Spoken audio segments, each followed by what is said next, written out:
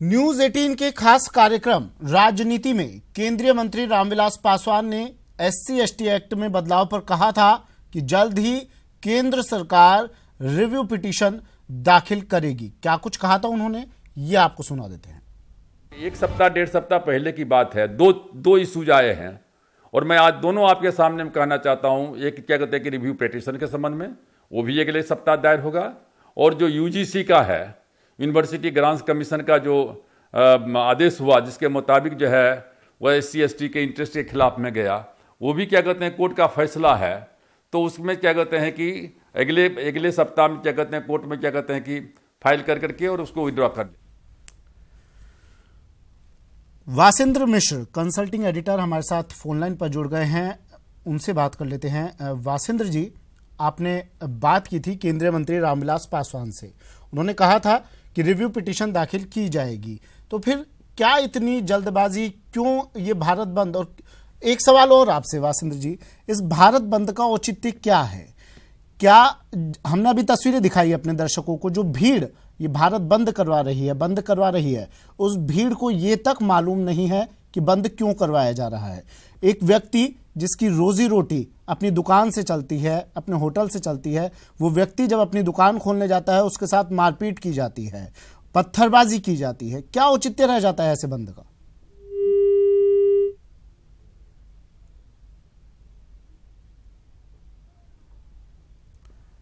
चलिए, वासिंद्र मिश्र जी से फिर से संपर्क करने की हम कोशिश करेंगे। संपर्क टूट गया है। अभी बता दें आपको, केंद्रीय मंत्री रामविलास पासवान से बात की थी हमारे कंसल्टिंग एडिटर वासिंद्र मिश्र ने, और उस वक्त उन्होंने कहा था, केंद्रीय मंत्री ने कहा था एससी एसटी एक्ट में बदलाव पर उन्होंने कहा था कि जल्द ही केंद्र सरकार रिव्यू पिटीशन दाखिल करेगी। और जब उन्होंने कह दिया, सरकार ने कह दिया, केंद्र सरकार ने कह दिया कि रिव्यू पिटीशन हम जल्द दाखिल करेंगे, उसके बाद भी ये बंद किया जाता है। गिरफ्तारी पर सुप्रीम कोर्ट ने रोक लगाई थी, सुप्रीम कोर्ट ने तुरंत गिरफ्तारी पर रोक लगाई थी। ये कहा था कि जांच के बाद ही मामला दर्ज किया जाए, गिरफ्तारी की जाए। वासिंद्र मिश्र जी हमारे साथ फोन लाइन पर जुड़ गए हैं। वासिंद्र जी, क्या औचित्य रह जाता है इस बंद का? सवाल मेरा आपसे ये है कि इस बंद का क्या औचित्य रह जाता है जब इस बंद करवाने वाली भीड़ को ये तक मालूम नहीं है कि बंद क्यों करवाया जा रहा है? वो व्यक्ति जिसकी जरूरत है रोज रोटी कमाने की, उस व्यक्ति की दुकान को बंद करवा दिया जाता है, पत्थरबाजी की जाती है, मारपीट की जाती है। देखिए, राजनीति में प्रदर्शन, धरना अपने वोट बैंक के लिए होता है, उसके पीछे रीजनिंग, लॉजिक और रेलिवेंस नहीं देखा जाता है। रेलिवेंस यही है कि 2019 में लोकसभा का चुनाव होना है और देश की सभी पार्टियां कोशिश कर रही हैं कि शेड्यूल कास्ट, शेड्यूल ट्राइब समाज के अंदर अपना जनाधार बढ़ाया जाए। सत्तारूढ़ दल की परेशानी है कि सुप्रीम कोर्ट का एक आदेश आ गया है और अगर वह आदेश नहीं बदला जाता है या सरकार बदलवाने में कामयाब नहीं होती है तो देश के एससी एसटी समाज में सरकार के प्रति नाराजगी बढ़ेगी, सत्तारूढ़ दल के प्रति नाराजगी बढ़ेगी और उस नाराजगी का खामियाजा 2019 के चुनाव में सत्तारूढ़ दल को उठाना पड़ सकता है, एनडीए गठबंधन को उठाना पड़ सकता है। इसलिए जब पिछले दिनों दिल्ली में शेड्यूल कास्ट, शेड्यूल ट्राइब के सांसदों ने एकजुट होकर प्रधानमंत्री से मांग की कि इस कानून को जल्दी से जल्दी बदलवाया जाए, जो आदेश सुप्रीम कोर्ट का आया है उसमें संशोधन कराया जाए, चाहे कोर्ट के जरिए या संविधान में संशोधन लाकर, तो प्रधानमंत्री कार्यालय की तरफ से भी उन सांसदों को सकारात्मक जवाब दिया गया था और उन्हीं के दबाव के चलते आज सरकार की तरफ से एसएलपी दाखिल हो रही है। तो मामला पूरी तरह से राजनीतिक है, मामला पूरी तरह से वोट बैंक का है और ये पहली बार नहीं हुआ है। इसके पहले भी जब अटल बिहारी वाजपेयी जी देश के प्रधानमंत्री थे तो एससी एसटी के बारे में सुप्रीम कोर्ट का एक आदेश आया था और उस आदेश को एससी एसटी के दबाव में अटल बिहारी वाजपेयी जी की सरकार ने संविधान में संशोधन के जरिए बदलवाया था। और जब उत्तर प्रदेश में कल्याण सिंह मुख्यमंत्री थे उस समय भी कल्याण सिंह ने कोशिश की थी कि एससी एसटी एक्ट को डाइल्यूट किया जाए, लेकिन उस समय के दबाव के चलते बाद में कल्याण सिंह की सरकार चली गई थी और बीएसपी ने उनके समर्थन वापस ले लिया था, जबकि बीएसपी के सहयोग से ही कल्याण सिंह की सरकार चल रही थी। तो मामला पूरी तरह से राजनीतिक है, वोट बैंक का मामला है और 2019 का चुनाव है, उसके पहले देश में 5 राज्यों में चुनाव है, अभी इसी महीने कर्नाटक में चुनाव होने जा रहा है।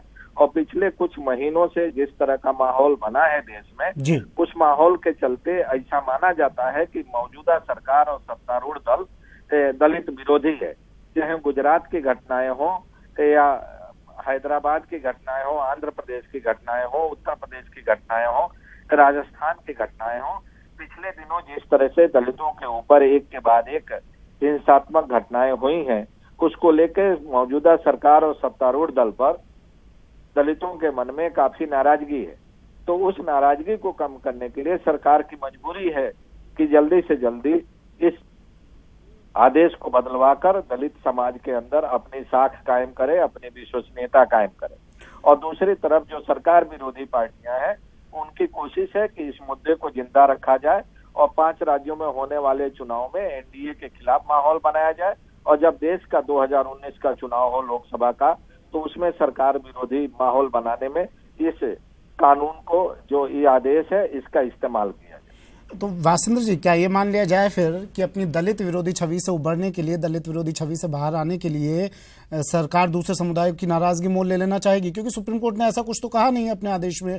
पहली बात तो सुप्रीम कोर्ट का फैसला सर्वमान्य होता है, और दूसरी बात सुप्रीम कोर्ट ने अपने फैसले में ऐसा कुछ गलत नहीं है फैसले में। उन्होंने सिर्फ ये कहा कि गिरफ्तारी बाद में हो, गिरफ्तारी तुरंत गिरफ्तारी ना हो, पूरे मामले की जांच हो, उसके बाद गिरफ्तारी हो। तो क्या सिर्फ दलित विरोधी छवि से उभरना ही एक मकसद रह गया है? बिल्कुल, सबसे बड़ा मुद्दा वोट बैंक का है। डेमोक्रेसी में जिसकी ताकत ज्यादा होती है, वोट की ताकत जिसकी जितना ज्यादा होती है, उसकी बात उतना ही प्रभावी तरीके से सुनने की मजबूरी होती है सत्तारूढ़ दल की और सरकार की। और आज की तारीख में अगर हम देखें तो पूरे देश की कुल आबादी का 20 से 22% दलित आबादी है, SC ST की आबादी है। तो आज की तारीख में कोई भी राजनीतिक दल SC ST की नाराजगी मोल नहीं ले सकता, उनको नाराज करना एफोर्ड नहीं कर सकता। शायद यही कारण है कि इसके पहले भी जब संशोधन हुए हैं, बदलाव हुए हैं SC ST कानूनों में, SC ST रिजर्वेशन के सवाल पर, SC ST के नौकरियों में प्रमोशन के सवाल पर, तब वही दबाव की राजनीति काम आई है और संख्या बल काम आया है, जिसके चलते चाहे वो अटल बिहारी वाजपेयी जी की सरकार हो या पिछली कांग्रेस की सरकारें रही हो, UPA की सरकारें रही हो, या आज फिर एक बार एनडीए की सरकार है, सब कहीं ना कहीं उसी दबाव के चलते काम करते हैं और उसी दबाव के चलते SC ST की नाराजगी कम करने की कोशिश करते हैं। और वही दबाव की राजनीति है जिसके चलते कि आज एक बार फिर SLP दाखिल करने का निर्णय सरकार ने लिया है। चलिए, शुक्रिया वासिंद्र जी तमाम जानकारी के लिए। वासिंद्र मिश्र, कंसल्टिंग एडिटर, बता रहे थे राजनीति, सिर्फ और सिर्फ राजनीति, वोट बैंक एक बड़ा कारण इस प्रदर्शन के पीछे, नहीं तो कोई बड़ी चीज नहीं है। इस प्रदर्शन को और इस बंद को रोकना, आदेश कहीं ना कहीं ऊपर से ही आए हैं, तभी इतनी बड़ी संख्या में लोगों को परेशान कर रहे हैं, आम जनता को परेशान कर रहे हैं। ट्रेनें रुकवाई जा रही है और प्रशासन मौन बैठा है। राजनीति और सिर्फ राजनीति।